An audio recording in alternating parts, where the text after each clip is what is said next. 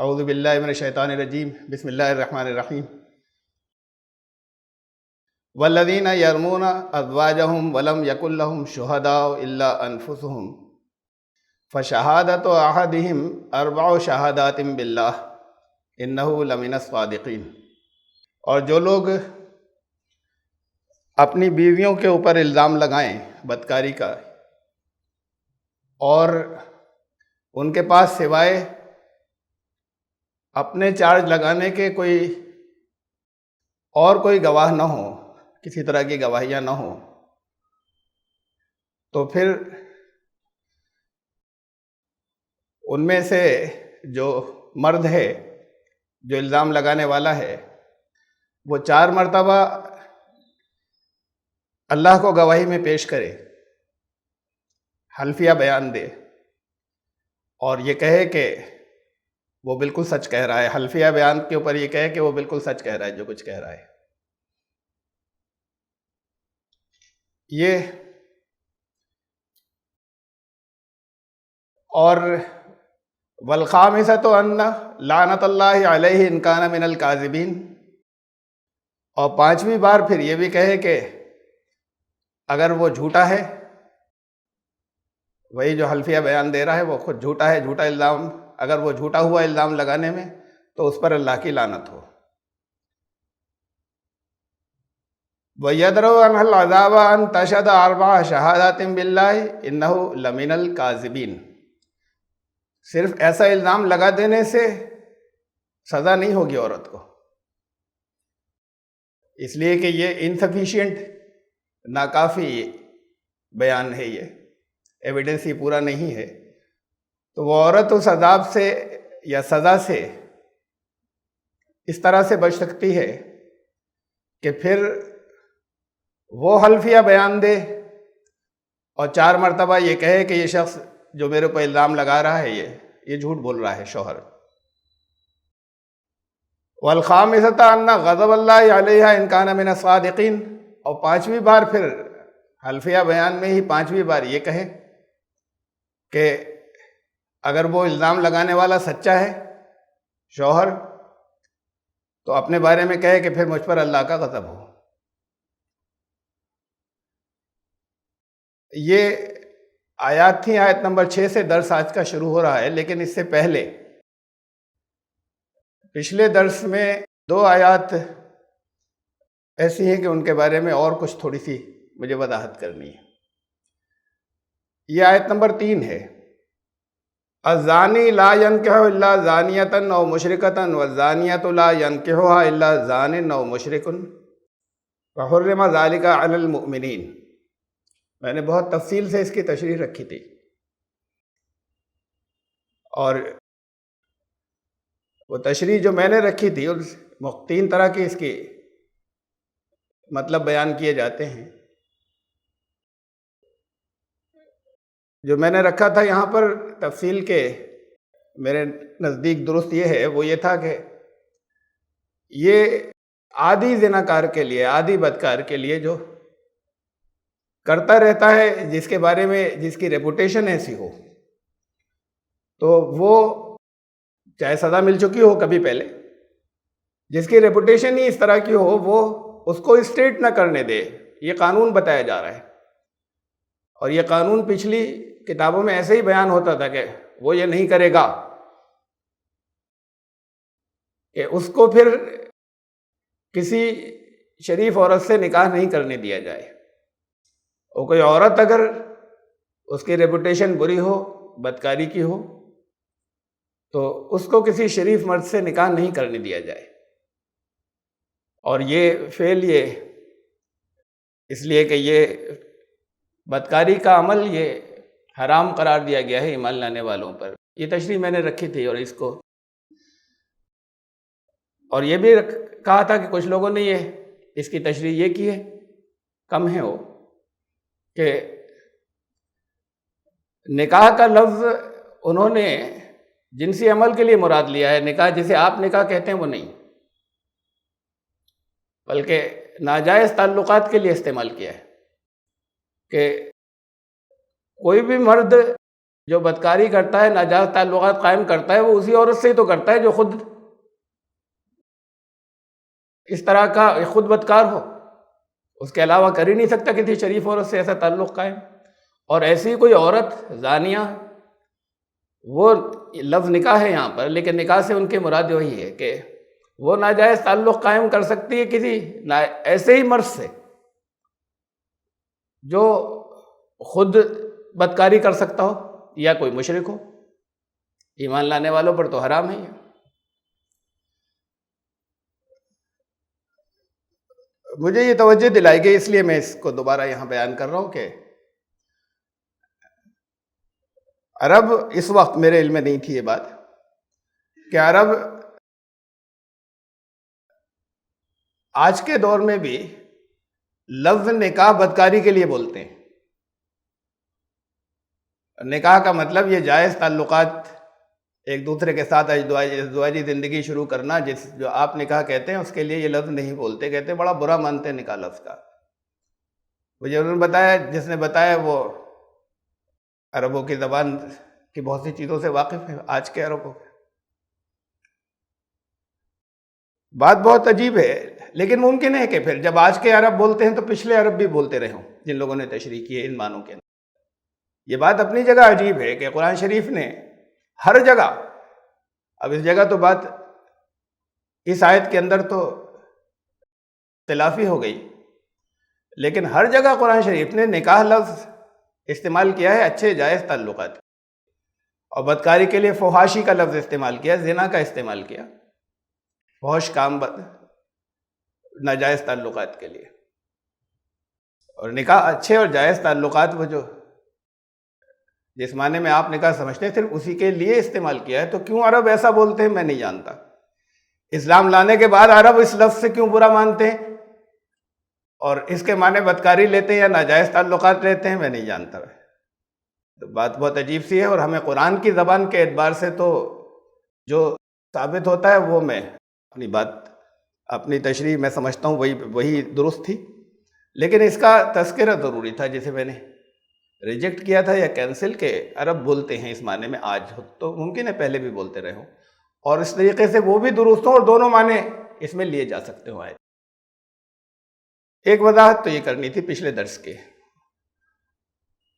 اور پھر اس سے اگلی آیت تھی آیت نمبر 4، والذین یرمون المحصنات ثم لم یاتوا باربعۃ شہداء فاجلدوہم 80 جلدۃ ولا تقبلوا لهم شہادۃ ابدا واولئک هم الفاسقون۔ اور جو پاکیزہ عورتوں کے اوپر، عزت دار عورتوں کے اوپر جو لوگ چارج لگائیں، تہمت لگائیں، اور پھر 4 گواہ نہ لا سکیں تو انہیں 80 کوڑوں کی سزا دی جائے گی، اور یہ بھی ہوگا ساتھ میں کہ آئندہ کبھی ان کی کوئی گواہی قبول نہیں کی جائے گی۔ اس کی بہت تفصیل سے میں نے تشریح رکھی تھی، اور اس میں یہ بات بھی رکھی تھی، مختصر سے میں کہہ دوں چونکہ اس میں بعض پہلو اور رکھنے ہیں، اس لیے آیت کو دوبارہ تلاوت کرنا پڑا، کہ 4 گواہ کا مطلب یہ نہیں ہے کہ صرف یہ نہیں ہے کہ 4 مرد ہوں کوئی، یا 4 اشخاص ہوں، 4 پرسنز ہوں کوئی۔ واقعاتی شہادت اس میں شامل ہے، سرکمسٹینشیل ایویڈنس اس کے اندر شامل ہے، اس کے میں نے ثبوت دیے تھے۔ اور سرکمسٹینشیل ایویڈنس یا واقعاتی شہادت بھی کوئی پیش کرتا ہے، کوئی انسان ہی لاتا ہے، جیسے میڈیکل رپورٹ کوئی دے گا، کوئی کیمرے کے ریکارڈنگ کوئی پیش کرے گا، تو شہادت دینے والے تو انسان ہی ہوتے ہیں، لیکن وہ وہاں چاہے نہ موجود ہوں، لیکن اگر سرکمسٹینشیل ایویڈنس وہاں موجود ہے، واقعاتی گواہی، تو وہ گواہ میں شامل ہوگی، شاہد لفظ میں شامل ہے۔ اس کی میں نے تفصیل رکھی تھی، وجوہات رکھی تھی، یعنی قرآن سے ہی اس کی دلیلیں رکھی۔ لیکن اس میں بعض پہلو بہت اہم اور ہیں توجہ طلب، جو تشریح میں نہیں آ سکے تھے، اور مجھے بات کو خیال آیا کہ یہ بہت ضروری ہے کہ غلط فہمیاں کچھ نہ ہوں۔ ترجمہ پھر دیکھیں کہ جو لوگ پاکیزہ، پاک دامن، عزت دار عورتوں پر الزام لگاتے ہیں بدکاری کا، اور 4 گواہ نہیں لا پائے، ان کو سزا دی جائے گی 80 کوڑوں کی۔ یہ الزام لگانے سے متعلق آیت ہے، تو پہلی بات تو یہ وضاحت اس میں اپنے ذہن میں رکھیں کہ بدکاری یا زنا، ایڈلٹری، فورنیکیشن، ان کی سزا کے لیے 4 گواہوں کی ضرورت نہیں ہے۔ یہ الزام لگانے والی بات ہے۔ کوئی اگر چارج لگا رہا ہے تو اسے 4 گواہ لانے ہوں گے۔ کسی کے چارج لگانے کی ضرورت نہیں پڑتی اور جرم ثابت ہوتا ہے۔ اگر کنکلوسیولی ثابت ہوتا ہے جرم، تو وہ آیت جہاں پر قرآن نے یہ کہا، اس سے اوپر آیت نمبر 2، کہ مرد ہو یا عورت، اور یہ تشریح بہت تفصیل سے میں نے رکھی تھی کہ شادی شدہ ہو یا غیر شادی شدہ، اسے 100 کوڑوں کی سزا دی جائے گی۔ وہاں کہیں یہ نہیں تھا کہ 4 گواہ اس کے لیے ہونے ضروری ہیں۔ مثال کے طور پر کوئی انمیرڈ کوئی لڑکی پریگننٹ ہو جائے، یا کوئی میرڈ عورت جس کا ہسبینڈ بہت لمبے عرصے سے باہر ہو، وہ پریگننٹ ہو جائے، تو یہ فائنل ہو گئی گواہ، اس پہ کسی 4 گواہیوں کی ضرورت نہیں ہے۔ یا کوئی آ کے خود اقبال جرم کرے، اپنے آپ کو سزا کے لیے پیش کر دے کہ مجھ سے یہ غلطی ہو گئی ہے، یہ گناہ ہو گیا، اس کے اوپر کسی 4 گواہوں کی ضرورت نہیں ہے۔ تو جرم، اور مختلف احادیث سے یہ ثابت ہے کہ مختلف احادیث کی کتب میں جو روایت ان سے ثابت ہے کہ اقبال جرم کیا تو سزا دی گئی۔ تو یہ تصور، کہیں یہ غلط فہمی نہ ہو، پچھلی مرتبہ جو میں نے تشریح رکھی تھی اس آیت کی، اس سے یہ غلط فہمی نہ ہو کہ بدکاری یا زنا کی کا جو سزا ہے اس کے لیے 4 گواہیاں ضروری ہیں۔ وہ تو جب بھی حقیقی طور پر، لازمی طور پر کنکلوسیولی ثابت ہو جائے تو سزا ہوگی دونوں کو برابر کی، مرد ہو یا عورت۔ اب یہ کیس مختلف ہے اس کے آگے۔ اگر کوئی الزام لگا رہا ہو شریف عورتوں پر، اور وہ تو اس کو 4 گواہ پیش کرنے ہوں گے، یا 4 گواہیاں پیش کرنی ہوں گی، چاہے سرکمسٹینشل ایویڈنس، 4 یقینی گواہیاں پیش کرنی ہوں گی۔ اگر نہ کر سکے، 4 گواہیاں نہ ہو تو خاموش رہے، اس لیے کہ پورے معاشرے میں بدنامی، بڑی سزا سے زیادہ سخت بات جو ہے وہ رسوائی اور بدنامی، اور وہ اس کے لیے جتنی شرائط رکھی گئی وہ پوری نہیں ہو رہی تو وہ خاموش رہے، چاہے وہ یقینی مانتا ہو کہ یہ جرم ہوا ہے۔ اسی کیس میں یہ الزام لگا سکتا ہے کسی عزت دار عورت کے اوپر، جب وہ 4 گواہیاں بھی پیش کر سکے، اور اگر نہ کر سکے تو پھر اس کو 80 کوڑوں کی سزا دی جائے گی، اور ان گواہوں کو بھی جھوٹا مانا جائے گا جو ساتھ میں پیش کیے تھے، ان گواہیوں کو بھی جھوٹا مانا جائے گا، اور اس میں کوئی گواہوں کے اندر کوئی پرسنس تھے، جو شخص شامل تھے، ان کو بھی سزا ملے گی، 80 کوڑوں کی سزا۔ اب اس میں اسے نوٹ کیجئے کہ الفاظ ہیں یہاں کے وہ لوگ جو عزت دار عورتوں پر الزام لگاتے ہیں انہیں 4 گواہ لانے ہوں گے، اور اگر کوئی عورت الزام لگائے مرد پر، اس کا کوئی ذکر نہیں ہے، خالی مرد عورت پر الزام لگائے تو اسے سزا ملے گی۔ عورت کو کیا یہ رائٹ نہیں ہے کہ وہ یہ کہہ سکے کہ فلاں آدمی نے بدکاری کی ہے؟ یا اگر رائٹ ہے تو اسے کیا کرنا ہوگا؟ کوئی گواہیاں پیش کرنی ہوں گی یا نہیں ہوں گی؟ یا اگر وہ سفیشینٹ نہ ہو، گواہیاں کافی نہ ہو، تو کیا اسے بھی سزا ملے گی؟ قرآن نے صرف اس کا ذکر کیا ہے کہ ایسے لوگ، ایسے مرد جو محصنات کے اوپر، پاکیزہ عورتوں، آزاد عورتوں کے اوپر جو بدکاری کا الزام لگائیں، سفیشینٹ، کافی گواہ نہ لا سکیں، تو ان کو سزا دی جائے۔ یہ پہلو رہ گیا تھا پچھلی مرتبہ تشریح سے۔ ہمیں پھر احادیث کی کتابوں سے معلوم ہوتا ہے، اور وہ روایات قرآن کی آیات سے جو ڈیڈکشنز ہوتے ہیں، استخراج اس کے مطابق ہیں، اس لیے وہ درست ہیں اپنی جگہ، کہ مرد ہو یا عورت، جب سزا بدکاری کی دونوں کے لیے برابر ہے، میرڈ ہو یا ان میرڈ، مرد ہو یا عورت، دونوں کے لیے ایک ہی سزا ہے، تو الزام لگانے میں بھی کیس وہی رہے گا کہ الزام لگانے والا مرد ہو یا عورت، چاہے عورت عورت پر الزام لگائے، چاہے عورت مرد پر الزام لگائے، چاہے مرد کسی عورت پہ الزام لگا رہا ہو، چاہے مرد مرد پر الزام لگا رہا ہو، ہر کیس میں سزا اتنی ہی ہوگی، شرطیں وہی رہیں گی۔ بیان یہاں پر صرف ایک کنڈیشن کی گئی ہے، یہ 4 سیٹ میں سے، 4 جو سیٹس ہیں، 4 حالتوں میں سے تذکرہ صرف ایک کا کیا گیا۔ جب بھی کوئی شخص کوئی مرد کسی عورت کے اوپر چارج لگائے بدکاری کا، ایڈلٹری کا الزام لگائے، تو وہ عورت اگر سچ مچ اس نے گناہ کیا ہے، اکیلے تو نہیں کیا ہے، ایک مرد بھی تو شامل تھا، تو وہ مرد تو خود بخود آ رہا ہے ساتھ گرفت میں اور پکڑ میں، یا ایسا نہیں ہے کہ وہ پھر صرف عورت پکڑ میں آ رہی ہے، وہ مرد بھی بدنامی میں بھی آ رہا ہے، بدنامی میں بھی آ رہا ہے، اور اگر جرم ثابت ہو جائے تو پھر سزا میں بھی آ رہا ہے۔ ایسے ہی کسی عورت پر اگر الزام لگتا ہے، کسی مرد پر الزام لگتا ہے، تو عورت بھی سامنے آتی ہے اگر جرم ثابت ہو جائے تو، اور سزا دونوں کو ملنی جا رہی ہے۔ بیان صرف ایک کا کرنے سے یہ مطلب نہیں ہے کہ صرف یہ عورت کے ہی معاملے میں چارج لگانا جو ہے، یہ اس میں اگر غلط ثابت ہوا تو سزا دی جائے گی۔ یہ گناہ دونوں سے مل کر، دو سے مل کر ہوتا ہے، اور جب بھی یہ اس کے کیس کی تفصیلات سامنے آئیں گی تو عورت پر چارج لگا تو ایک مرد کا نام بھی آئے گا، مرد پر چارج لگا تو ایک عورت کا نام بھی آئے گا۔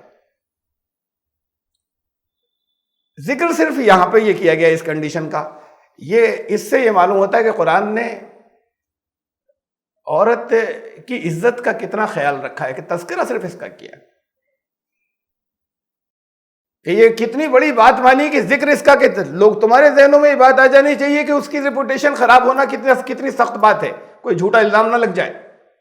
تو اس لیے ذکر صرف اس کا کیا کہ کسی عورت کے اوپر اگر مرد پر الزام لگتا ہے، تب بھی اس عورت کے لیے جس کا نام سامنے آ جاتا ہے، وہ بہت زیادہ مرد کے مقابلے میں زیادہ نقصان کی بات ہے۔ قرآن نے اس کا اتنا خیال رکھا ہے، یہ عورت کا مقام اتنا بلند کیا اس معاملے میں۔ سورہ احزاب میں 33ویں سورت ہے، آیت نمبر 59، 60، 61، 3 آیات ہیں جہاں یہ بیان کیا کہ شریف عورتیں اپنے آپ کو آئیڈینٹیفائی کروانے کے لیے یہ طرح طرح کے باہر ایسے لڑکے یا مرد ہوتے ہیں جن کے دلوں میں مرض ہے، تو وہ اپنی پہچان واقعی رکھنے کے لیے جب نکلیں تو اپنے اوپر ایک ایکسٹرا چادر بھی اور لپیٹیں، تاکہ انہیں پہچان لیا، تاکہ وہ پہچان لی جائے اور ستائی نہ جائیں۔ اب اس کے بعد انہیں بھی کوئی ستاتا ہے اور چھیڑتا ہے، انہوں نے آدھا ادھورا لباس پہن کر نہیں نکلی تھی وہ، کہ وہ پہننے کے بعد یعنی خالی اتنا تو الگ بات کہ چادر نہیں لپیٹی، اور جس انداز میں دنیا میں نظر آتی ہیں آپ کو عورتیں، اور اس کے بعد پھر طرح طرح کے کیس ہو جاتے ہیں۔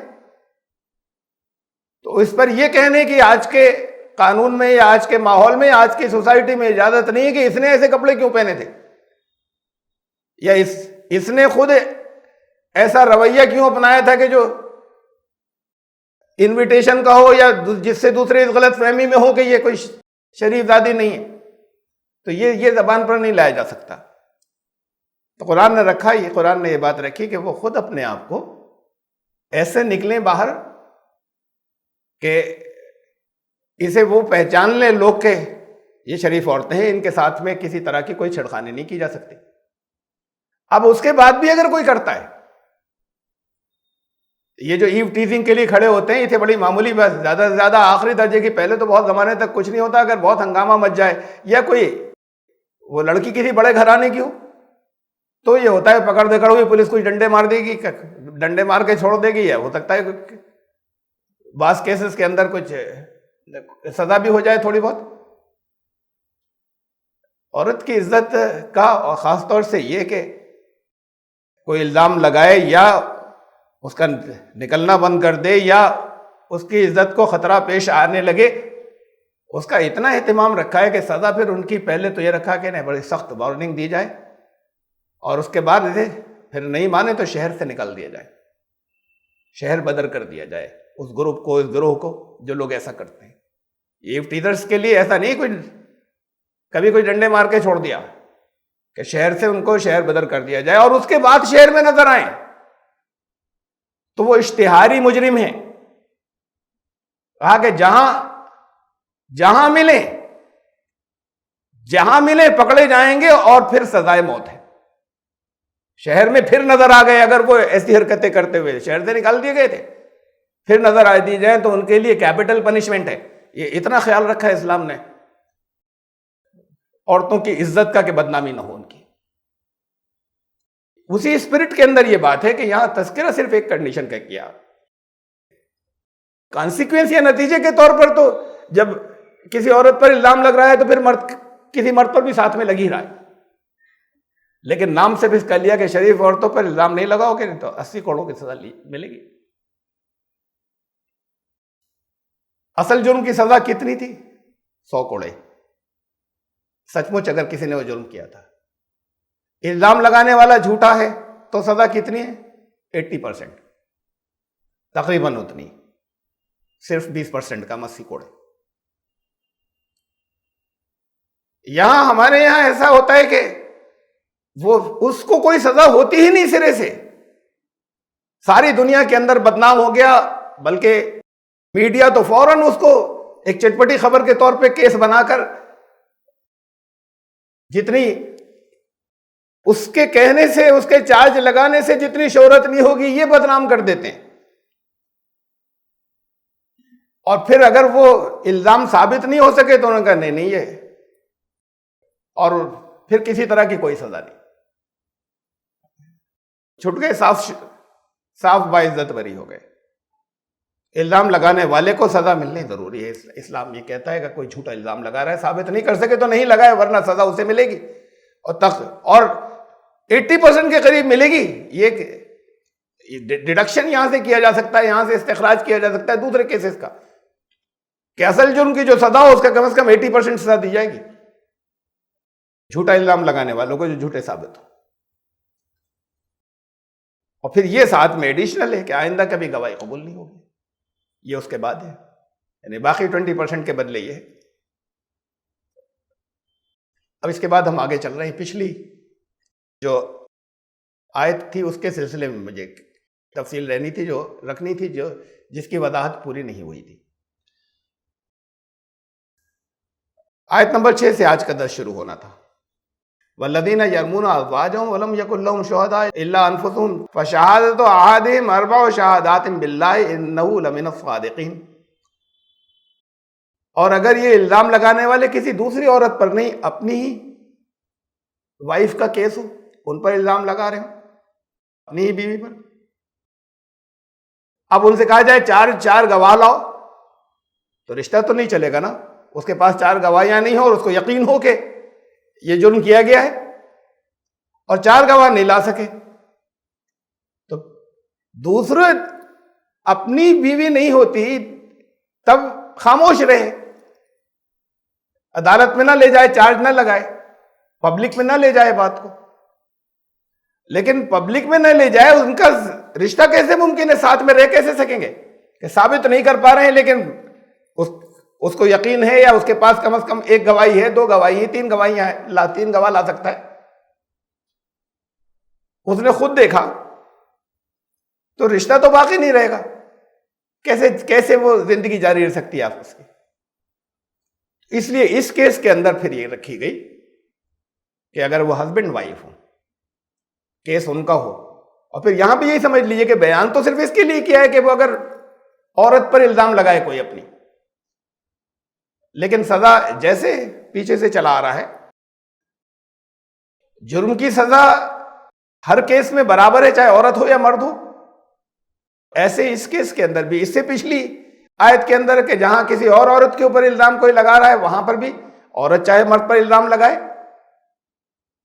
اور یہ بھی تاریخ میں ملتا ہے ہمیں، کہ عورت کا مرد پر الزام لگانا اور ان کو سزا دی گئی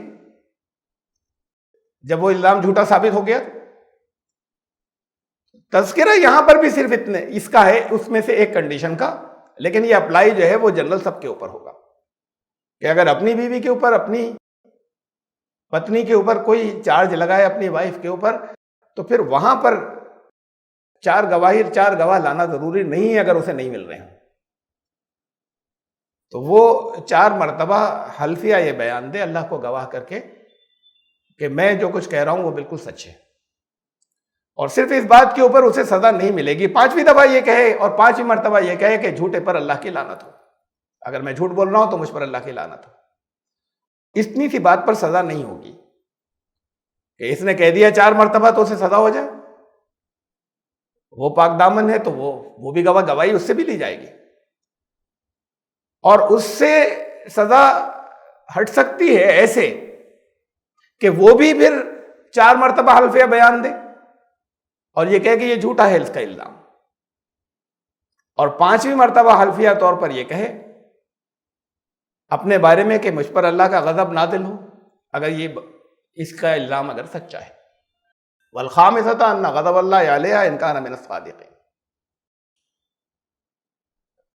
دیکھیے ایک بات اور یہاں پر، یہ سب استخراج ہوتے ہیں، ریڈیوس کی جا رہی ہے، یہاں سے نکلتی ہے. کسی کے الزام لگا دینے سے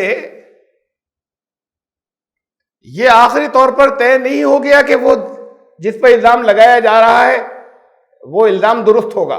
اس کو صفائی کا پورا موقع بھی دیا جائے گا. بات صرف اتنی نہیں کہ 4 گواہ لے آئے، یہاں 4 دفعہ حلفیہ کہہ دیا، وہ 4 گواہوں کا نعم البدل یہاں پر رکھ دیا گیا شوہر بیوی کے کیس میں، لیکن صفائی کا موقع اسے بھی دیا جائے گا جس کے اوپر الزام لگایا گیا ہے. تو یہ اس آیت سے استخراج ہوتا ہے، اور یہ بھی سب کے اوپر اپلائی ہوگا. یہ وہاں بھی اپلائی ہوگا، کسی عورت کسی دوسرے پر الزام لگایا، 4 گواہ بھی لے آئے، تو 4 گواہ لے آنے کے بعد ایسا نہیں ہوگا کہ اسے صفائی کا موقع نہیں دیا جائے. پرنسپل آف نیچرل جسٹس یہی ہے کہ صفائی کا موقع تو اسے بھی دیا جائے گا. اب گواہیاں ساری آ چکی نا، شہادتیں بھی آ چکی، کچھ بولنے کی گنجائش نہیں ہے. ہو سکتا ہے ہو بولنے کی گنجائش، خالی انکار سے کام نہیں چلے گا. اسے بھی ثابت کرنا ہوگا کہ نہیں، یہ چاہے جیسی گواہیاں ہیں اس کے اندر لیکن اس وقت نظر نہیں آ رہا، یا مثال کے طور پر اس نے 4 ایویڈنسز رکھ دیے، کسی پر الزام لگایا تھا کسی عورت پر، اور یہ عورت یہ ثابت کر دے کہ وہ یہاں اس شہر میں ہی نہیں تھی اس وقت. اگر یہ ثابت کر دے تو اب تو پھر بات مشتبہ ہو گئی. اس کے ثبوت بھی بڑے پکے ہیں، اس کا ثبوت بھی ایک بہت پکا ہے. تو یہ کیس اس کو اس بات کا موقع دیا جائے گا کہ وہ ڈیفنس کر سکے اپنا، جس کے اوپر الزام لگایا گیا ہے. اور یہ جو بعد میں جو یہ آیات آئی ہیں، ان سے یہ بات ڈیڈیوس ہوتی ہے کہ اگر وہ ثابت کر دے، اس کیس میں گواہیاں یہی ہے کہ وہ حلفیہ قسم کھا رہی ہے، لیکن اگر وہ ثابت کر دے، وہ بھی کوئی ثبوت ایسا پیش کر سکے کہ نہیں اس کی الزام لگانے والے کی بات جھوٹی، چاہے وہ 4 گواہیاں لے آیا تھا. بھائی 4 گواہیاں ایسی بھی تو ہو سکتی ہیں 4 لوگوں کو کھڑا کر دیا، اب وہ 4 کو ملا لیا جھوٹے تھے. 4 لوگوں کو جھوٹوں کو کھڑا کر دیا اور اس سے اسے سزا ہو جائے اور اس کو ڈیفنس کا موقع نہیں دیا جائے، تو ڈیفنس کا موقع اسے بھی دیا جائے گا. اور پھر سزا اگر آخری طور پر یہ ثابت نہیں ہو رہا دونوں طرف کے اس کی بھی صحیح ہے بات، ان کی بھی صحیح ہے، اور آخری طور پر طے نہیں ہو پا رہا، تو پھر سزا اللہ کیا ہوگی؟ یہاں دنیا میں سزا نہیں دی جائے گی. جیسے یہاں پر عورت کو چھوڑ دیا گیا، وہ بھی حلفیہ کہہ رہا ہے، ایک طریقے سے یہ اس کا ریپلیسمنٹ ہے اس گواہی کا جو اس سے پچھلے کیس کے اندر تھی. غیر عورت پہ الزام لگانے میں 4 وٹنسز دینے تھے یا 4 ایویڈنسز دینے تھے،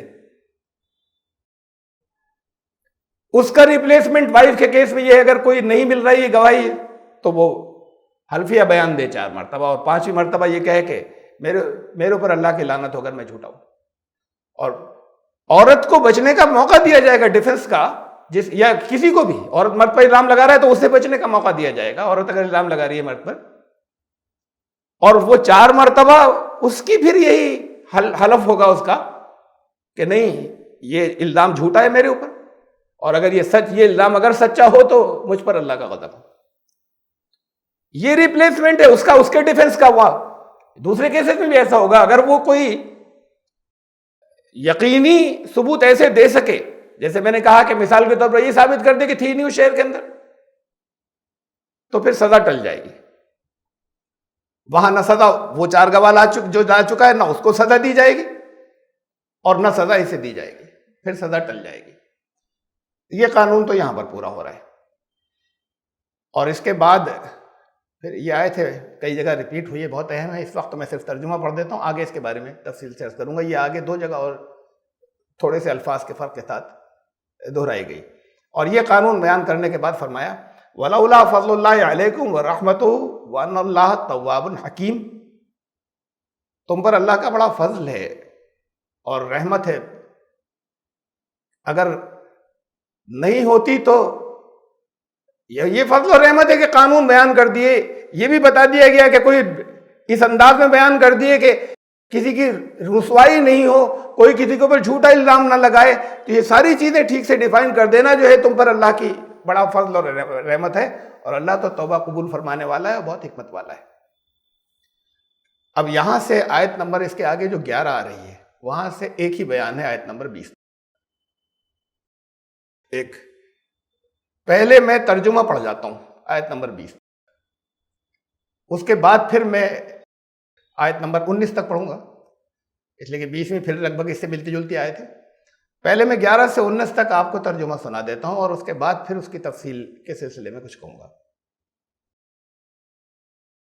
ان الذین جاؤوا بالافک عصبۃ منکم, وہ لوگ جو ایک جھوٹا الزام, بہتان, تہمت جو ایک لے آئے تھے, انہوں نے پھیلائی تھی, وہ تمہیں میں کا ایک گروہ ہے. کسی جھوٹے الزام کا ذکر ہو رہا ہے جو بہت پھیلا تھا. لا تحسبوہ شرا لکم, تم یہ مت سمجھنا کہ یہ تمہارے لیے بہت برا ہوا. بل ہوا خیر لکم, اس میں خیر کا پہلو بھی ہے. لکل امرئ منہم ما اکتسب من الاثم, یہ جھوٹی افواہ پھیلانے والوں میں سے بہت سے تھے. ان میں سے جس نے جتنا حصہ لیا, جتنا کمایا تھا, اس کے بقدر اس کا گناہ ہوگا, اسی کے پروپورشن میں. والذی تولی کبرہ منہم, اور سب سے زیادہ جس نے حصہ لیا, لہو عذاب عظیم, اس کو سزا بھی سب سے زیادہ ملے گی اللہ کے ہاں, چاہے یہاں دنیا میں. لولا اذ سمعتموہ ظن المؤمنون والمؤمنات بانفسہم خیرا وقالوا ھذا افک مبین. ایسا کیوں نہیں ہوا کہ جب ایمان لانے والے مردوں اور عورتوں نے سنی وہ افواہ, تو اپنے لوگوں کے, ان کے اپنے تھے ایمان لانے والے, ان کے بارے میں ایک اچھا خیال, اچھا گمان کیوں نہیں رکھا؟ یہی کیوں ہوا کہ اچھا یہ برا کام کیا ہوگا اور اس کی افواہ اڑاتے چلے گئے؟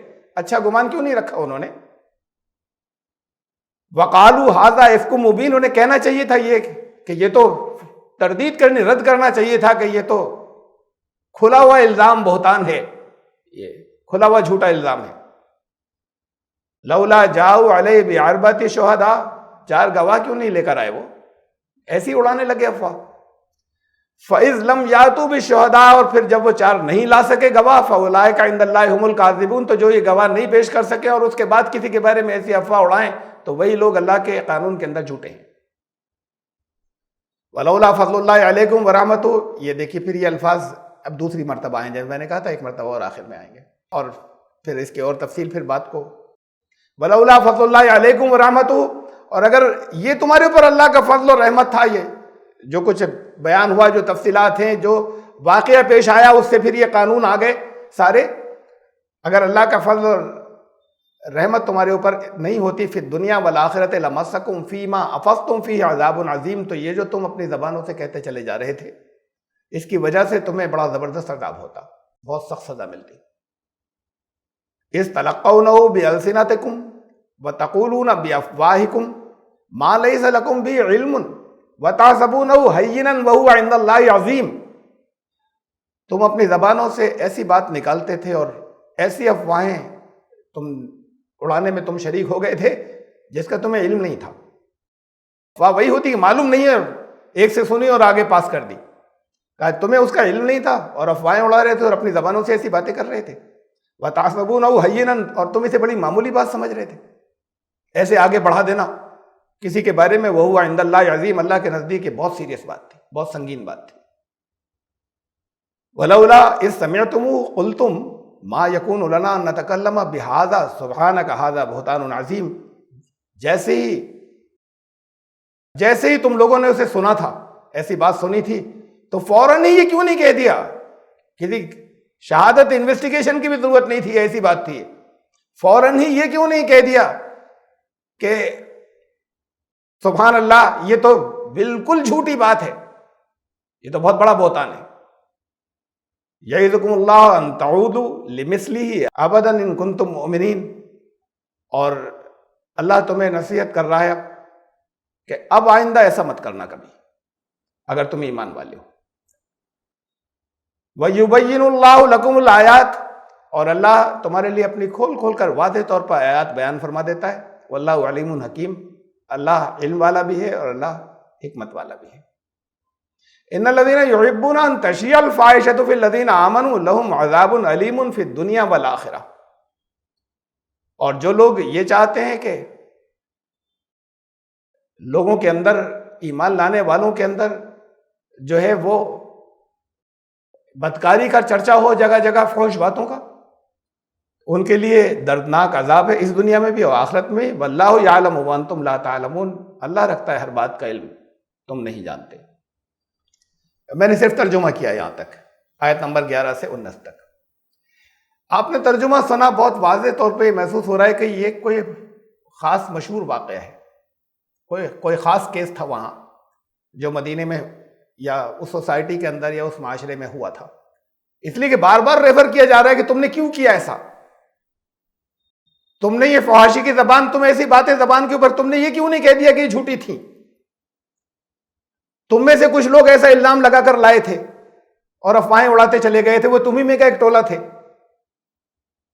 سزا دی اللہ کے یہاں، جس نے جتنا اس گناہ میں جتنا حصہ لیا اسے سزا ملے گی، اور جو سب سے بڑا ذمہ دار تھا اسے سب سے زیادہ ملے گی۔ یہ سب جو کچھ یہاں سے آیت نمبر 11 سے 19 تک، 11 سے 19 تک چلا رہا ہے، یہ بہت واضح اشارہ کر رہا ہے کہ کوئی واقعہ ایسا ہے کہ جو سب جانتے ہیں، بہت مشہور ہو گیا جو پیش آیا تھا۔ آپ میں سے جانتے ہوں گے بہت سے لوگ کہ تاریخ میں اور حدیث کی کتابوں میں تذکرہ ہے کہ حضرت عائشہ رضی اللہ تعالیٰ عنہ کے اوپر الزام لگایا گیا تھا، یہ تہمت لگائی گئی تھی۔ ایک بات تو مجھے اس سلسلے میں یہ کہنی ہے کہ بعض ہمارے تفسیر کرنے والے کم ہیں، وہ یہ نام لیتے ہی وہ فوراً کہتے ہیں بالکل جھوٹ، یہ حدیث کی کتابوں میں جھوٹ ہے بالکل۔ حضرت عائشہ کے بارے میں ہرگز ایسا نہیں ہوا تھا، اور کوئی تہمت ان پر نہیں لگائی گئی تھی۔ قرآن کہاں نام لے رہا ہے؟ قرآن نے کبھی کہا کہ حضرت عائشہ تھی یہ جن کے اوپر تہمت لگائی گئی تھی؟ ہاں، کسی عورت کے بارے میں کسی مرد نے کچھ کیا ہوگا اس وقت، اس لیے کہ بیان تو صاف بتا رہا ہے کہ کچھ ہوا تھا جس کی افواہ چل رہی تھی۔ یہ جنرل انسٹرکشن تو نہیں ہے کہ بھئی ایسا مت کیا کرو، بلکہ وہاں کوئی واقعہ پیش آیا تھا ایسا جس کے اندر بہت لوگ شریک ہو گئے تھے الزام لگانے میں۔ تو وہ یہ کہتے ہیں کہ کہاں نام ہے حضرت عائشہ کا، اور یہ حدیث کی کتابیں ساری جھوٹی، اس کے اندر جتنی چیزیں سب جھوٹ۔ حضرت عائشہ کا کہیں نام نہیں لیا گیا۔ ہاں، وہاں پہ ایسا ہوا ہوگا کسی عورت پہ کسی مرد نے الزام لگایا ہو، جھوٹا الزام لگایا ہوگا، پھر قرآن نے یہ آیات نازل ہوئی تاکہ ایک اخلاقی ہدایات جو ہیں سب تک پہنچ جائیں۔ میں پھر دوبارہ دہرا رہا ہوں اس بات کو کہ انداز بیان وہاں سے لے کے یہاں تک، اسی لیے میں نے تفصیل سے بیچ میں کوئی تشریح نہیں کی، یہاں تک آپ کو ترجمہ ایک ساتھ سنا دیا سب کا، ان آیات کا۔ یہ انداز بیان یہ بتا رہا ہے کہ وہ کوئی مشہور واقعہ تھا، اور وہ اگر مشہور واقعہ ہسٹری اور حدیث کی کتابوں میں چلا آ رہا ہے تو اس کا انکار کرنے کی ضرورت کیا ہے کہ نہیں حضرت عائشہ کے زندگی کے لیے ہر بات کا انکار کرنا ہے جو حدیث کی کتابوں میں ملے؟ کہ ایسا نہیں ہو سکتا، حضرت عائشہ کے اوپر کوئی الزام لگانے والا نہیں۔ ارے آپ کی حدیث کی کتابوں میں حضرت عائشہ پہ نہ معلوم کتنے الزام جو ہیں وہ شیعہ لگاتے ہیں، اور آپ کی حدیث کی کتابوں میں نہ معلوم کتنی چیزیں ایسی ہیں جس کا الزام سنی لگاتے ہیں۔ سنی الزام نہیں لگاتے کہ حضرت عائشہ کے اوپر کہ قرآن نے تو ان سے ہی کہا تھا کہ اپنے گھر میں ٹک کر رہنا، اور وہ کمانڈر بن کر گئی تھی لڑنے کے لیے حضرت علی سے۔ قرآن نے ان سے کہا تھا کہ تمہیں گھر میں ٹکنا ہے۔ سورہ احزاب میں ہے، اے نبی کی بیویوں، تم اور عورتوں کی طرح نہیں ہو، کسی ایک کی بھی طرح، اپنے گھروں میں ٹکنا۔ اور وہ کئی ہزار کلومیٹر گئی تھی لڑنے کے لیے کمانڈر بن کے۔ کوئی بہت اہم بات تھی، اگر بے پناہ اہم تھی تو کسی اور کو کمانڈر بنا کر بھیجتی کہ بھئی یہ تو معاملہ ابھی طے ہوگا، چاہے لڑائی ہو جائے چاہے جنگ ہو جائے۔ یہ خود کمانڈ کیسے کر سکتی تھی اور کیسے جا سکتی تھی؟ قرآن نے ڈائریکٹ ان سے کہا تھا۔ یہ الزام کون لگاتا ہے؟ یہ شیعہ لگاتے ہیں، شیعہ تو لگاتے ہیں، یہ سنی نہیں لگاتے۔ میں تو بڑی لمبی فہرست آپ کو گنا دوں گا حضرت عائشہ پہ الزامات کی جو سنی لگاتے ہیں، بہت لمبی فہرست ہے، خالی اس ایک ذات پر، باقی بھی بہت ہے۔ اس لیے کہ وہ ان چیزوں کو سے ان کے کردار کے مقابلے میں بخاری اور مسلم اور ان حدیث کی کتابوں سے جو ہم اس کو زیادہ قابل اطمینان مانتے ہیں ان کے کردار کے مقابلے میں، خالی ان کا کردار، نبیوں کے کردار کے مقابلے میں انہیں زیادہ قابل اطمینان مانتے ہیں، چاہے وہ حضور صلی اللہ علیہ وسلم کا معاملہ ہو، ان کی عصمت کا نہیں، یہاں جو آ گیا یہ زیادہ صحیح ہے، ان کی عصمت کی بات کو ہے، چاہے وہ حضرت ابراہیم پہ جھوٹ کا معاملہ ہو، نبیوں پر الزامات، انبیاء کی عصمت وہ پیچھے ہے، یہاں جو لکھا ہوا ہے وہ آگے ہے۔ اور یہ بھی کوئی حضرت امام بخاری سے بھی کہیں کمی ہو سکتی ہے لینے میں، حضرت امام مسلم سے بھی ہو سکتی ہے، اور یہ بھی ہو سکتا ہے کہ انہوں نے نہ لی ہو بات کو، لوگ اس کے اندر چیزیں گھس گئی، یہ بھی امکانات ہیں۔ لیکن جب یہاں سے جو آ گیا وہ سچا ہے، چاہے وہ انبیاء کی عصمت داغدار ہو رہی ہو، چاہے صحابہ کی ہو رہی ہو، چاہے نبی کے گھر والوں کی ہو رہی ہو، تو بات صرف شیعہ حضرات کی تھوڑی ہے۔ تب شیعہ صحابہ کو گالی دیتے ہیں، کافر ہو گئے۔ اسلام کہیں نہیں کہتا کہ اگر صحابہ کو بھی گالی دیتا تو کافر ہو گئے، ہوگا گناہ گار، اللہ کے حساب دے گا، بہت سخت گناہ گار ہوگا۔ لیکن صحابہ کو یہ گالیاں یہ نہیں ہوئی، یہ تو انبیاء کی عصمت کے اوپر بات ہوگی جو سنی کہہ رہے ہیں، چھوڑیے شیعوں کو۔ یہ انبیاء کو گالی دینا نہیں ہوا، کہتے ابراہیم نے 3 بار جھوٹ بولا تھا زندگی میں، یہ نبی کو گالی دینا نہیں ہوا۔ اپنے اس چیزوں میں بیلنس آنا چاہیے، ایک توازن آنا چاہیے۔ وہ توازن صرف ایک طریقے سے آ سکتا ہے، قرآن شریف کے خلاف کچھ ہو، کہیں ہو، واضح طور پر خلاف ہو، قابل تسلیم نہیں ہے۔ قرآن شریف سے کے خلاف نہیں جا رہی ہو، بہت سی چیزوں کے ایکسپلینیشن کی ضرورت ہو، نبی صلی اللہ علیہ وسلم کی زندگی سے ہمیں مل رہی ہیں کچھ چیزیں، تو انہیں ریجیکٹ نہیں کیا جاتا۔ تو کچھ بھی آپ لیں گے ہی نہیں، نبی سے کچھ بھی نہیں لیں گے، نماز کیسے پڑھیں گے؟ اور کینسل کر دیتے ہیں جو حدیثوں کو بالکل ٹوٹل کینسل کرتے ہیں کہ یہ نماز وہ نماز ہی نہیں جو قرآن نے کہی تھی، تو ایک وقت کی بھی نماز نہیں۔ یہ ایک توازن رہے گا، بیلنس۔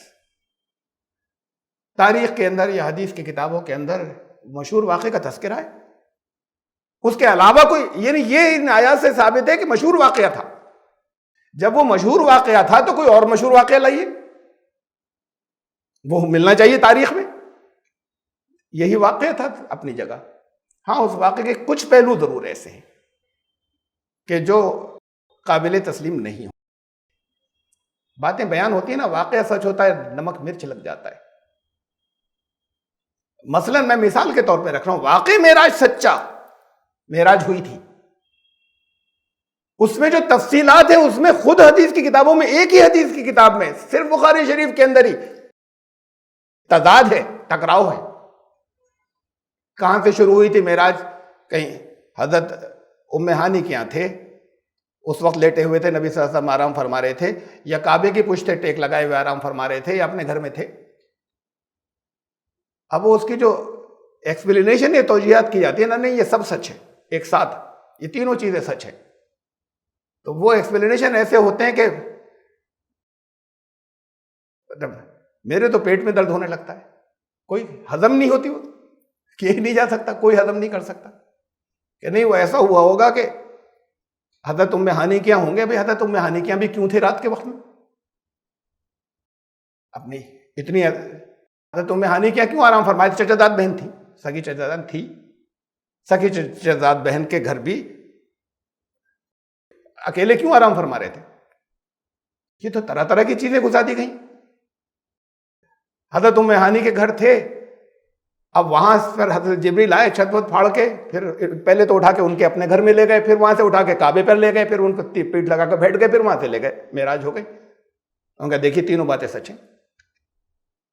اب یہ تو ایسی چیز ہے کہ وہ ہاضمہ ہی خراب ہو جائے. وہاں پھر اس کی تفصیلات میں اور بھی آگے بہت ٹکراؤ ہیں. میں نے ایک بتائی آپ کو، وہ تفصیلات ساری درست نہیں ہیں، واقعہ پیش آیا، اس کی وجہ سے یہ نہیں کہ واقعہ غلط تھا معراج کا، بہت سی تفصیلات اس کی غلط ہیں، اس لیے کہ وہ لفظ بلفظ نہیں آتی تھی لوگوں کو یاد، دوسروں کو بیان کرتے تھے جو سنتے تھے اور سمجھتے تھے، اور بہت سی چیزیں بات کو بھی ایڈ کی گئی اور شامل ہو گئی. لیکن وہ واقعہ اتنا کثرت سے ہے، اتنا مشہور ہے کہ وہ واقعہ سچا ہے جو پیش آیا، اور اس کے اشارے قرآن شریف میں بھی ہیں بہت صاف، بالکل اس لفظوں میں نہیں ہو، ان الفاظ میں جیسے ہے حدیث کی کتابوں میں، ایسے ہی یہ ہے کہ یہ واقعہ تو سچا ہے. اس کے علاوہ کوئی اور مشہور واقعہ نہیں ہے جہاں جس کو قرآن نے اتنی تفصیل سے جس کا تذکرہ کیا کہ کوئی بہت مشہور واقعہ تھا جو ہر ایک جانتا تھا. لیکن اس کی بعض تفصیلات ایسی ہیں جو قابل قبول نہیں ہیں اس واقعے کی. اب میں واقعہ مختصراً بیان کرتا ہوں، اگر وقت سے ممکن ہے ہم 5-10 منٹ آگے نکل جائیں، اس لیے کہ اسے بیچ میں نہیں چھوڑ سکتے. وہ مختصراً ایسا ہے، اور 3-4 ایک طویل روایت ہے لمبی، حضرت عائشہ بخاری شریف کے اندر، جو خود حضرت عائشہ سے بہت سے لوگوں نے روایت کی ہے کہ یعنی بیان اوریجنل حضرت عائشہ کا، اور اسی میں بخاری میں اور بھی بات ہے، بعض 2-3 اور چھوٹی چھوٹی سی احادیث ہے، روایت ہے، ان سب کو ملا کر پورا واقعہ ایسے ہے کہ غزوہ سن 5 ہجری کی بات ہے. یہ غزوہ بنی مصطلق، وہاں سے واپسی ہو رہی تھی. مدینے کے قریب ہی ایک جگہ جہاں پڑاؤ کرتے آ رہے تھے، وہاں پڑاؤ کیا. دن میں گرمی ہوتی تھی، رات میں ذرا سا جب رات ہو جاتی تھی تب سفر کرتے تھے، مدینے کے قریب تھے. اس وقت حضرت عائشہ کو وہ حاجت پیش آئی اور وہ اپنے نکل کر گئیں. وہ اونٹ کے اوپر ہودج بنا ہوا تھا جس میں کہ وہ ان کو بٹھایا جاتا تھا. ان مومنین اس سفر میں تشریف لے گئی تھی. انہوں نے بتایا کہ قرعہ ڈالا جاتا تھا جب رسول اللہ صلی اللہ علیہ وسلم کہیں جاتے تھے تو قرعہ ڈالتے تھے کہ کون سی ازواج میں سے کون سی اہلیہ ساتھ جائیں گی، تو قرعہ ان کے نام نکلا تھا اس مرتبہ. تو ہودج میں تھی جو پردے کے ساتھ میں. حضرت عائشہ نے خود بیان کیا کہ پردے کا حکم اس وقت آ چکا تھا، یعنی بتا رہی ہیں سورہ احزاب نازل ہو چکی تھی، پردے کا حکم اس وقت آ چکا تھا کہ پردے کا مطلب امہات المومنین پردہ کریں دوسروں کے سامنے نہ آڑ میں. تو ان کے لیے ایک ہودج تھا جس کے اندر وہ بیٹھی تھی، ہلکی پھلکی تھی بہت، 4 لوگ اسے اٹھا رہے تھے. حضرت عائشہ گئیں وہاں، ان کا ایک ہار جو تھا وہ ہار کہیں ٹوٹ کر گر گیا. واپس آ رہی تھی تو انہیں احساس ہوا کہ ہار نہیں ہے، تو پھر اسے ڈھونڈنے میں لگی. اس میں کافی وقت لگ گیا. لوٹ کر آئیں تو وہ ان لوگوں نے ان کو احساس نہیں ہوا کہ اس کے اندر بیٹھی نہیں، انہوں نے اونٹ پر رکھ دیا ہودج کو، اور وہ قافلہ روانہ ہو گیا. لوٹ کر آئیں تو اکیلی تھی، پریشان ہوئی بہت، لیکن پھر سوچا کہ یہاں سے ہلنا نہیں چاہیے. جب وہ لوگ دیکھیں گے کہ نہیں ملی تو یہاں تک لوٹ کر آئیں گے، اسی جگہ تک واپسی ہوگی، اس لیے وہ اسی جگہ پر بیٹھ گئی. پھر بیٹھے بیٹھے ظاہر ہے کہ رات کا وقت تھا، اکیلے بہت دیر بیٹھے بیٹھے نیند بھی آ گئی. آنکھ کھلی ایک آواز سے، انا للہ و انا الیہ راجعون. وہاں پر یہ قاعدہ تھا کہ جب لشکر گزر جاتا تھا تو ایک کسی کو وہاں پر ذمہ دار بنایا جاتا تھا کہ ایک چکر ذرا سا مار لو، یہاں پر کسی کوئی چیز پڑی ہوئی رہ تو نہیں گئی ہے. اور وہ بھاگ کر پھر اسے اکٹھا کر کے لے آئے. حضرت مصطح تھے وہ جن کو یہ ذمہ داری دی گئی تھی، وہ آ کے انہوں نے دیکھا کہ ارے یہاں یہ بیٹھی ہیں. قریب آئے، حضرت عائشہ نے کہا کہ آیت حجاب نازل ہونے سے پہلے کے پردے کے پیچھے سے امہات المومنین کوئی بھی بات کہا کریں یا کوئی چیز لیا کریں، اس کے نازل ہونے سے پہلے وہ دیکھ چکے تھے. انہوں نے، یہ تو سو رہی تھی، انہوں نے کہا انا للہ و انا الیہ راجعون. اس کے علاوہ انہوں نے کوئی دوسرا جملہ نہیں کہا. حضرت عائشہ نے کہا آخر تک پھر کوئی اور لفظ، اور پھر وہ بچ کر کھڑے ہو گئے اور اپنا اونٹ میرے پاس بٹھا دیا. میں اس پر سوار ہو گئی. وہ آگے آگے چلتے رہے اور بہت تیزی کے ساتھ میں اس کو بھگاتے ہوئے قافلے سے جا ملے. جب ان کو آتے ہوئے دیکھا تو اس میں سے بعض لوگوں نے یہ کہا، اس طرح کی افواہ کہ یہ تو رک گئی تھی پیچھے، اور یہ دونوں پیچھے رک گئے تھے، اور حضرت عائشہ کے اوپر کے بارے میں جھوٹی بات اڑائی. یہ کافی پھیل گئی اور پھر لوگ باقاعدہ ایک دوسرے سے اس کا تذکرہ کرنے لگے. مدینے میں جانے کے بعد اور پھیلی. عبداللہ بن ابی نے، جو منافقوں کا سردار تھا، اس کو اڑانے کے اندر اور زیادہ حصہ لیا. اوریجنل تو اس نے نہیں کہا تھا، اس نے اور زیادہ اس کو اس انداز میں بہت زبردست سیاسی تھا کہ وہ کچھ کیا کہ اس سے بہت زیادہ بات جو ہے وہ جگہ جگہ لوگوں کی زبان پہ آنے لگی. حضرت عائشہ وہاں پر رہ گئی تھی اور پہنچ گئی. یہاں تک کا تو ایک واقعہ ہے، اس میں کوئی ایسی بات نہیں ہے کہ جس کے بارے میں یہ کہا جائے کہ یہ کیا، یہ کیسی بات ہے. ٹھیک ہے، ایسا ہوا ہوگا.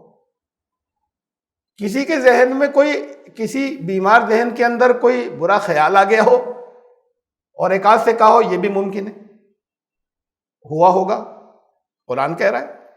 کچھ اور لوگ بھی شریک ہو گئے اس کے اندر اس افواہ کو لینے میں، تو قرآن کہہ رہا ہے یہ سب، یہ بھی ہوا ہوگا.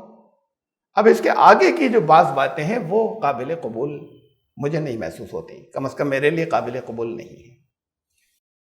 اس میں خاص طور سے دو چیزیں، رسول اللہ صلی اللہ علیہ وسلم کا اپنا رویہ اور حضرت علی کا، ان دو کا، وہ قابل قبول نہیں محسوس ہوتا. یہ اس درجے کے اصحاب میں سے وہ لوگ جو جن کے کردار پہ کبھی کوئی حرف ہی نہیں آیا، حضرت علی ان میں سے تھے. کبھی کوئی ایک بھی اخلاقی، کوئی بھی کسی طرح کی کوئی چیز نکال ہی نہیں سکتے سب، اور اہل بیت میں سے ہیں، یعنی رسول اللہ صلی اللہ علیہ وسلم کے گھر والوں میں سے ہیں. تو ان کا کردار مثالی کردار ہونا چاہیے. اور پھر نبی کا کردار، نبی کا تو ہے ہی مثالی. لقد کان لکم فی رسول اللہ اسوۃ حسنہ، ان کے کردار میں تمہارے لیے نمونہ ہے بہترین، جو کچھ بھی انہوں نے جب بھی کیا. رسول اللہ صلی اللہ علیہ وسلم کے بارے میں اب اس میں یہ کہا گیا ان تفصیلات کے اندر کہ جب یہ کان میں رسول اللہ صلی اللہ علیہ وسلم کے پڑی کی افواہیں ایسی پھیل رہی ہیں، ادھر یہ ہوا کہ پہنچنے کے بعد سفر سے، لمبے سفر سے پہنچی تھی، حضرت عائشہ بیمار ہو گئیں، تو 1 مہینے بیمار رہیں. تو رسول اللہ صلی اللہ علیہ وسلم کے بارے میں ان کو خود بتا رہی ہیں کہ بس وہ اتنا کرتے تھے کہ میرے پاس آتے تھے، سلام کرتے تھے، پوچھتے تھے کہ اب کیا حال ہے بیماری کے بارے میں، اور اٹھ کر چلے جاتے تھے. اور یہ لکھا، ایک بات انہوں نے کہی کہ میں عجیب سے اپنے دل میں شک، ان کو پتہ نہیں یہ باہر کیا افواہیں اڑ رہی ہیں، ان کے علم میں نہیں تھا، لیکن میرے دل میں عجیب سی کیفیات پیدا ہوتی تھی، شک گزرتے تھے کہ بات کیا ہے. جیسا میرے ساتھ میں رہتے تھے، جو محبت کا سلوک کرتے تھے، میری بیماری سے پہلے وہ بیماری کے دنوں میں نہیں کر رہے. بیماری کے دنوں میں تو خیال اور بڑھ جانا چاہیے نا، ہر ایک کا، نارمل انسان کا، عام انسان کا. رسول اللہ صلی اللہ علیہ وسلم نے خود تعلیم دی ہے نا، کسی بیمار کے پاس جاؤ، عیادت کہو تو تسلی کے الفاظ کہو، لا باس طہورا انشاءاللہ. ارے فکر کی بات نہیں ہے، یہ نکل جائے گی سب پریشانی وریشانی، اس سے تو تمہارے گناہ معاف ہو رہے ہیں، پاک ہو جاؤ گے، اور انشاءاللہ ہوگا یہ صحیح، ٹھیک، اس کے لیے دعا کرو بیٹھ کر. یہ تو ہدایات دے رہے ہیں رسول اللہ صلی اللہ علیہ وسلم، دوسروں کو خود نہیں کر رہے. استغفر اللہ سے، خود تو صرف اتنا کرتے ہیں، بس آ جاتے ہیں. باریاں مقرر تھی نہ رہنے کی، سب کے یہاں جتنی ازواج تھی، ایک دن یہاں ٹھہریں گے، ایک دن یہاں ٹھہریں گے، ایک دن حضرت عائشہ کے پاس ٹھہرنے کی کوئی بات نہیں ہو رہی. 1 مہینے یہ بیمار ہیں ان کے پاس، تو پھر دوسروں سے اجازت لے کے پرماننٹ ٹھہر جانا چاہیے تھا نا، نہیں ٹھہرے. آتے تھے، آ کر قریب بیٹھ کر سلام کرتے تھے، یہ پوچھتے تھے کہ اب کیسی حالت ہے، جو بھی وہ جواب دیتی تھی اٹھ کر چلے جاتے تھے، بس ختم۔ یہ قابل تسلیم، میرے لیے تو قابل قبول نہیں ہے۔ جو باتیں رسول اللہ صلی اللہ علیہ وسلم دوسروں کو بتا رہے ہیں، کیا کردار پیش کر رہا ہے کہ اگر اہلیہ کی کسی وائف کی طبیعت خراب ہو جائے تو اسے چھوڑ دیں، اور اس لیے چھوڑ دیں کہ ان کے بارے میں کچھ افواہیں اڑی ہیں۔ کیا ان افواہ اڑانے والوں سے جھوٹا ہی ہوتا، لیکن کوئی یہ کہتا اپنی آنکھوں سے کچھ دیکھا ہے اس نے؟ یہ بھی تو کوئی نہیں کہہ رہا ان افواہ اڑانے والوں میں سے، یہ کہہ رہے ہیں کہ ساتھ آتے ہوئے دیکھا پیچھے سے۔ ہاں، ساتھ آتے ہوئے تو سب نے دیکھا، اور ظاہر ہے کوئی رہ جائے گا، اگر رہ گئی تو ساتھی تو آئیں گی کسی کے۔ تو اس وجہ سے انہوں نے بات چیت کرنا، بس اس سے زیادہ بات چیت کرنا چھوڑ دیا کہ حال آتے تھے کہ بھئی یہ تو ضروری ہے، جا کے پوچھ لیں کہ اب طبیعت کیسی ہو، بس اٹھے اور چلے آئے۔ دعا بھی نہیں ان کے لیے، تسلی کے کوئی الفاظ نہیں، وہ تو بے خبر تھی، وہ تو بتایا بھی نہیں۔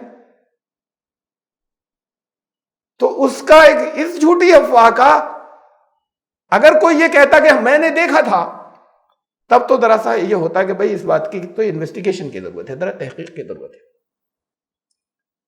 لیکن اس وقت بھی ایسے ایک کہنے والا یہ کہے، ایک طرف یہ ہے ان کا کردار سامنے ہمیشہ کا جو ساتھ رہتی چلی آ رہی ہیں، ایسے مان لیا جائے گا کوئی کہہ دے گا تو؟ اگر کسی نے یہ بھی کہہ دیا ہوتا، یہاں تو یہ بھی نہیں کہا گیا کہ کسی نے دیکھا تھا، جو سب نے دیکھا تھا وہی تھا، اس پر کسی جن لوگوں نے شروع کر دی، پھر تو یہ ضرور کوئی گڑبڑ کر کے آئی ہیں۔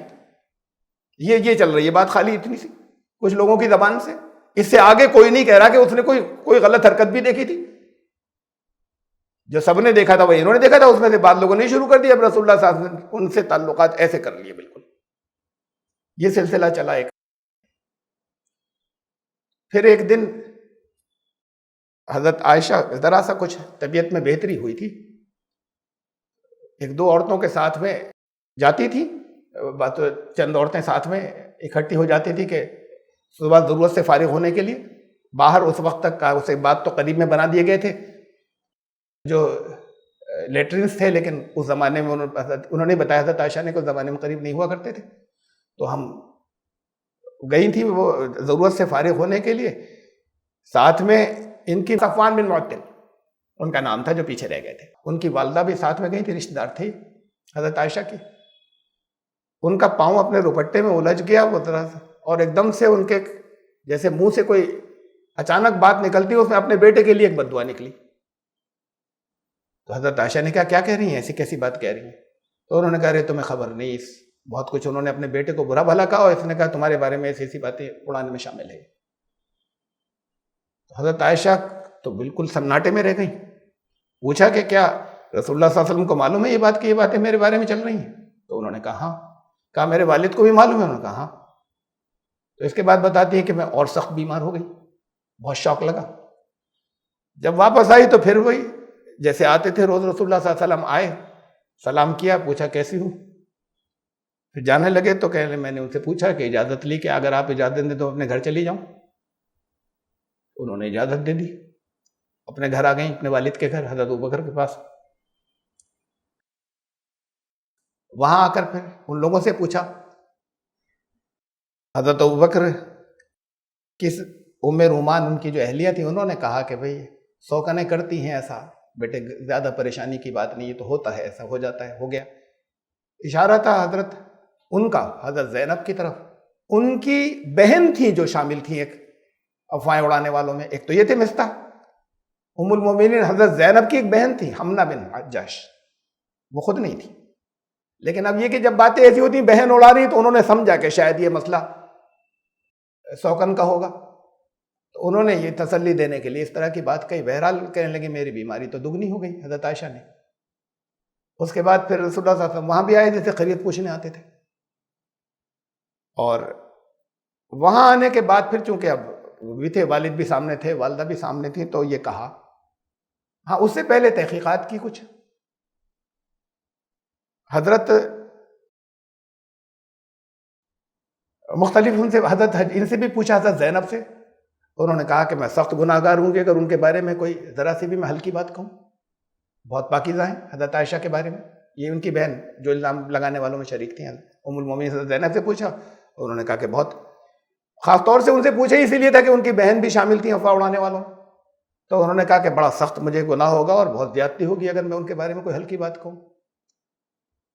مختلف لوگوں سے پوچھا، حضرت اسامہ سے پوچھا، گھر میں ہی پلے تھے، حضرت عائشہ کے ساتھ حضرت عائشہ منہ دھلاتی تھی، یہ تھی. حضرت اسامہ سے پوچھا تو انہوں نے کہا کہ اللہ کی قسم میں تو کبھی کوئی ہلکی بات کبھی پائی ہی نہیں کسی بھی طرح کے ان کے کردار کے اندر. اور پھر الفاظ کیا ہیں اس روایت کا، یہ بھی اور سن لیجیے. یہ جو تحقیق ہو رہی تھی یہ اس لیے ہو رہی تھی کہ یہ ان سے یہ مشورہ کر رہے تھے رسول اللہ صلی اللہ علیہ وسلم کہ میں عائشہ کو رکھوں یا چھوڑ دوں. یعنی تحقیق بھی اس بات کے لیے ہو رہی تھی، جو الفاظ نے حضرت عائشہ کے کہ وہ انہوں نے پھر یہ انکوائری کی اس بات کے لیے کہ وہ مجھے رکھیں یا چھوڑ دیں. یہ مشورہ کیا کچھ لوگوں تھے، ان میں وہ تھی حضرت اسامہ تھے. انہوں نے کہا کہ سبحان اللہ کبھی کوئی کسی طرح کی کوئی ہلکی بات ان میں پائی ہی نہیں. حضرت علی سے پوچھا، انہوں نے جو جواب دیا یہ پھر حضرت علی کی بات آ رہی ہے. حضرت علی بھی اہل بیت میں سے تھے، گھر والوں میں سے. حضرت علی نے جواب دیا کہ یا رسول اللہ نے تو آپ پہ تنگی رکھی نہیں ہے، بہت عورتیں. مقصد یہ کہ چھوڑیے، آپ جب آپ یہ چاہ رہے ہیں انہیں چھوڑیے، دوسری کر لیجیے. یہ جو رویہ جیسا رسول اللہ صلی اللہ علیہ وسلم رکھ رہے تھے حضرت علی نے ایسا ہوا استغفر اللہ کہ انہوں نے اس کو اور ہوا دی تھی کہ بھائی ایسی جس کے بارے میں باتیں اڑ رہی ہوتی چھوڑتے کیوں نہیں آپ.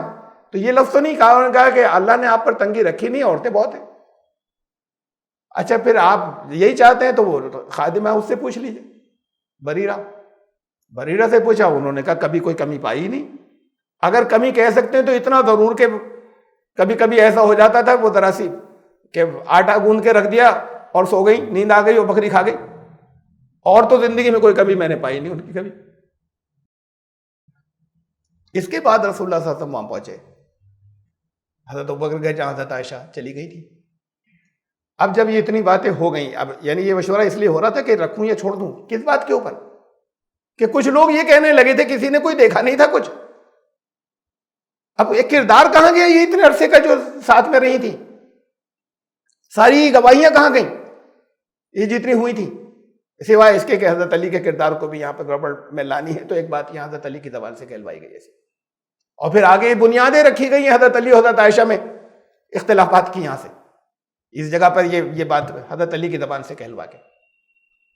بہرحال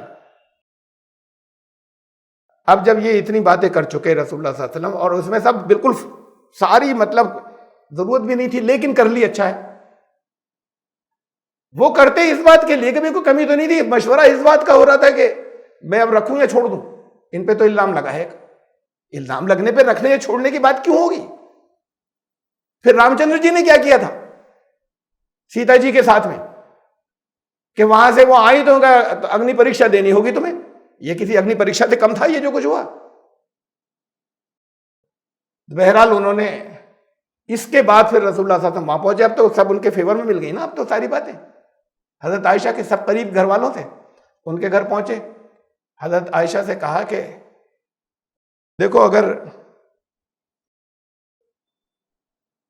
تم سے کوئی غلطی نہیں ہو تو بتا دو، اور غلطی ہوئی ہو تو اللہ سے توبہ کر لو. اس وقت تک سزا کی بات نازل نہیں ہوئی تھی، سورہ نور میں نازل ہوئی. یہ سورہ نور جو ہے اس موقع پر نازل ہوئی بات کو، اس واقعے کے. اگر تم سے غلطی ہو گئی تو توبہ کرو اللہ سے، اور اگر تم نے کوئی قصور نہیں کیا ہے تو وہ بتاؤ صاف صاف. حضرت عائشہ نے جواب دیا کہ میں یہ محسوس کر رہی ہوں کہ جتنی آپ کے کان، جتنا آپ چاروں طرف افواہیں جتنی پڑ گئی ہیں آپ کے کان کے اندر، اب اگر میں منع کروں گی تو آپ مانیں گے نہیں، آپ کے تو دل میں بیٹھ گئی ہے. اور میں جرم کا اقرار کر لوں گی تو اسی کو ٹھیک سمجھیں گے، تو آپ کا دل صاف نہیں ہوگا. مجھے تو ایسے ہی محسوس ہو رہا ہے.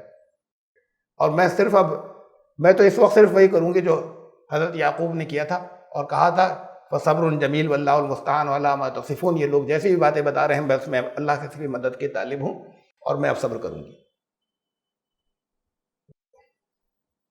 پھر اس وقت رسول اللہ صلی اللہ علیہ وسلم پہ وحی نازل ہوئی اسی وقت، اور پھر یہ آیات سورہ نور کی اتری اور اس میں یہ اعلان ہوا کہ یہ سب جھوٹ ہے.